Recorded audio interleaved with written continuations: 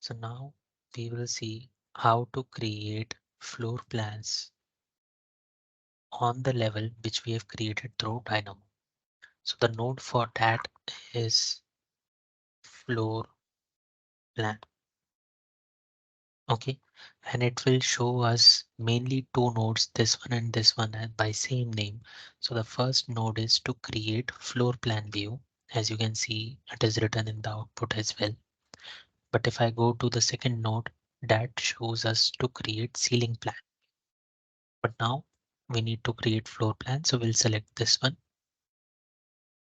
Okay, and now if I put this to this, okay, and increase the integer slider, you will see the number of views are created here.